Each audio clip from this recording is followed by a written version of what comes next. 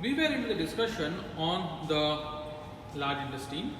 We have already completed the discussion on the ascending colon and the transverse colon with a brief note on the transverse mesocolon.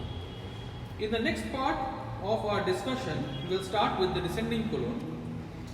It extends from the left colic flexure to the left pelvic brim and is about 25 centimeters long and 3.5 centimeters in caliber. The descending colon is covered with peritoneum in front and at the sides.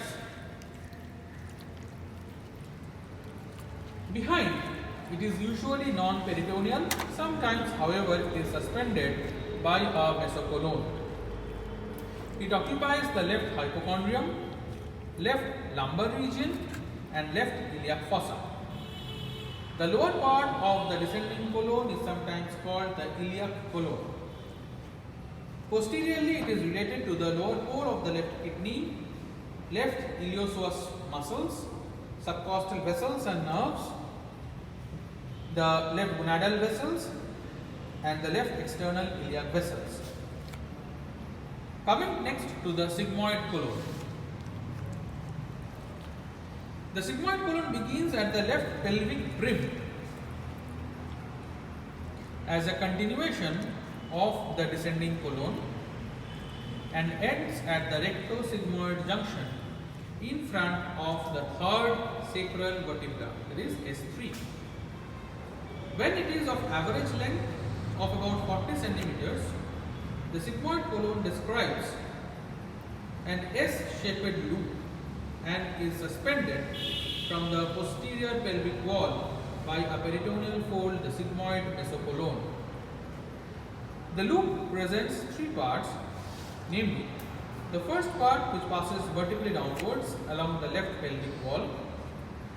Second part passes horizontally from left to right between the urinary bladder and rectum in males or between the uterus and rectum in case of females.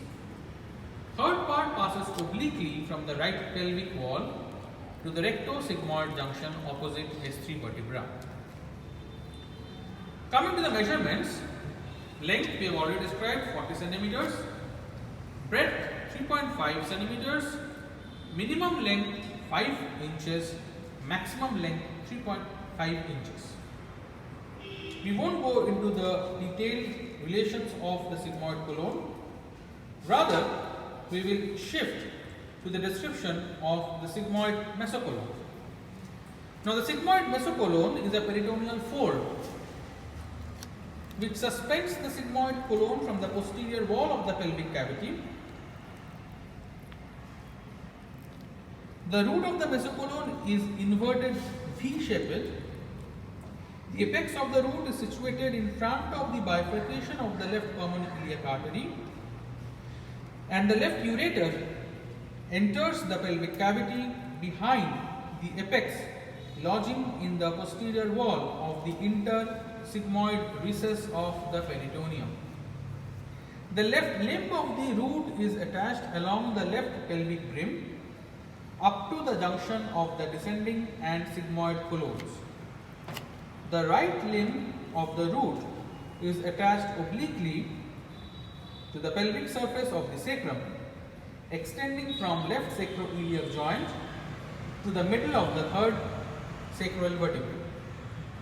Now, what are the contents of the mesocolon, sigmoid mesocolon? They are the sigmoid colon to start with, sigmoid branches of the inferior mesenteric vessels and the marginal vessels of Drummond, a branch from the superior rectal vessels, lymphatics and nerves supplying sigmoid colon, and loose areolar tissue and a layer of fat. So, with this, we will end our demonstration of the various parts of the large intestine. Thank you.